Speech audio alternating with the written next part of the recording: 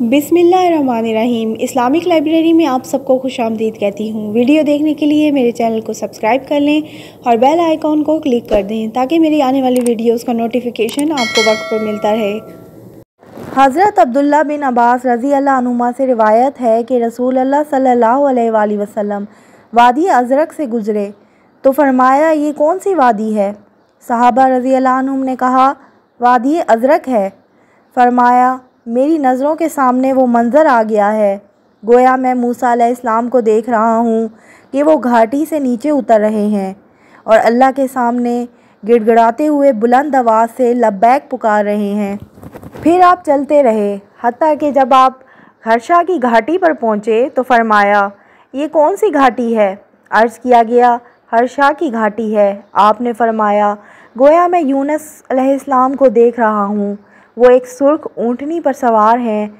ऊन का लिबास ज़ेबतन है, उनकी ऊँटनी की महार खजूर के पत्तों से बनी हुई रस्सी की है और लब्बैक पुकार रहे हैं। हज़रत मुजाहिद रहमतुल्लाह से रिवायत है, उन्होंने फरमाया, हम लोग हज़रत अब्दुल्ला बिन अब्बास रज़ी अल्लाह अन्हुमा की मजलिस में थे कि दज्जाल की बात चल निकली कि उसकी पेशानी पर काफ़े लिखा हुआ है। हज़रत अब्दुल्ला बिन अब्बास रज़ी अल्लाह अन्हुमा ने फरमाया, लोग क्या कह रहे हैं? मुजाहिद रहमतुल्लाह ने कहा, कहते हैं कि उसकी पेशानी पर काफ़े लिखा हुआ है। इब्ने अब्बास रज़ी अल्लाह अन्हुमा ने फरमाया, मैंने ये बात तो नबी सल्लल्लाहु अलैहि वसल्लम से नहीं सुनी, लेकिन आप सल्लल्लाहु अलैहि वसल्लम ने ये फरमाया था, इब्राहीम अलैहिस्सलाम की शक्ल व शुबाहत मालूम करना चाहो तो अपने साथी हज़रत मोहम्मद सल्लल्लाहु अलैहि वसल्लम को देख लो। और हज़रत मूसा अलैहिस्सलाम गंदमी रंग के घुंघराले बालों वाले थे। वो एक ऊँट पर सवार थे जिसकी नकील खजूर के पत्तों की थी। गोया मैं उन्हें देख रहा हूँ कि लब्बैक पुकारते हुए वादी से उतर रहे हैं। हज़रत अब्दुल्ला बिन अब्बास रज़ी अल्लाह अन्हुमा से रिवायत है कि अल्लाह के नबी सल्लल्लाहु अलैहि वसल्लम ने फरमाया, जिस रात मुझे मेराज हुई मैंने मूसा बिन इमरान अलैहिस्सलाम को देखा। वो लंबे कद के घुंघराले बालों वाले थे, जैसे कि शनोआ कबीले से ताल्लुक़ रखते हों। मैंने ईसा इब्ने मरियम अलैहिस्सलाम को भी देखा। वो दरमियाने कद के, कदरे सुर्ख व सफ़ेद रंगत वाले थे, उनके बाल सीधे थे।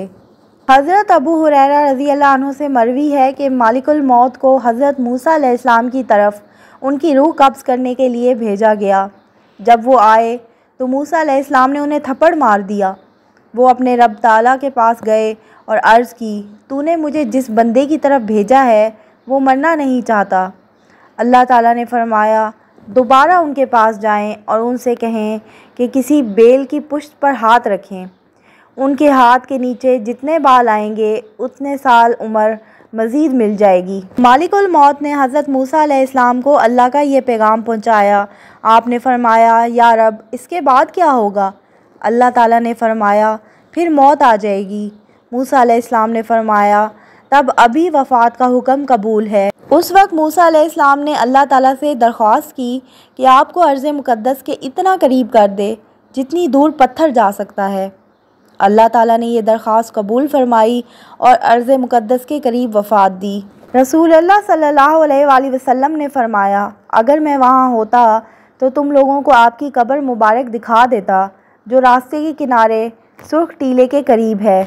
इमाम इब्ने हब्बान रहमतुल्लाह ने हज़रत अबू हुरैरा रज़ी अल्लाह अन्हु से रिवायत की है, रसूल अल्लाह सल्लल्लाहु अलैहि वसल्लम ने फरमाया, मौत का फ़रिश्ता मूसा अलैहिस्सलाम के पास रूह कब्ज़ करने आया और आपसे कहा, अपने रब के पास चलिए। मूसा अलैहिस्सलाम ने थप्पड़ मारकर मौत के फ़रिश्ते की आँख फोड़ दी। इसके बाद इसी तरह पूरी हदीस बयान की जैसे इमाम बुखारी रहमतुल्लाह ने बयान की है। असल वजह यह है कि हज़रत मूसा अलैहिस्सलाम को बाज़ वाक़यात पेश आने की उम्मीद थी और आपकी ख्वाहिश थी कि कौम को वो वाक़यात आपकी ज़िंदगी में पेश आ जाएं, मसलन मैदान तई से निकलकर अर्ज़ मुक़द्दस में पहुँचना। लेकिन अल्लाह की तकदीर का ये फ़ैसला था कि आपकी वफ़ात हज़रत हारून अलैहिस्सलाम के बाद मैदान तई में ही हो। बाज़ हज़रात ने कहा है कि बनी इसराइल को मैदान तई से निकालकर अर्ज़ मुक़द्दस में ले जाने वाले ख़ुद हज़रत मूसा अलैहिस्सलाम ही थे, लेकिन ये बात दुरुस्त नहीं। अहले किताब और अक्सर उलमाए इस्लाम की राय इसके बरअक्स है। जमहूर उलमा के मौक़िफ़ की तायीद इस बात से भी होती है कि हज़रत मूसा अलैहिस्सलाम ने वफ़ात से पहले फ़रमाया, या रब, मुझे अर्ज़ मुक़द्दस से इतना करीब कर दे जितनी दूर पत्थर फेंका जा सकता है। अगर आप अपनी ज़िंदगी में अर्ज़ मुक़द्दस में दाखिल हो चुके होते तो वफ़ात के वक्त ये दुआ ना करते, लेकिन आप चूँकि अपनी कौम के साथ ही मैदान तई में थे, इसलिए आपने वफ़ात के वक्त ये ख्वाहिश ज़ाहिर की कि जिस सरज़मीन की तरफ आप हिजरत करके जा रहे हैं और अपनी कौम को तरगीब देते रहे हैं, उस ज़मीन के करीब फ़ौत हूँ, क्योंकि तकदीर ने उस ज़मीन तक पहुँचने ना दिया।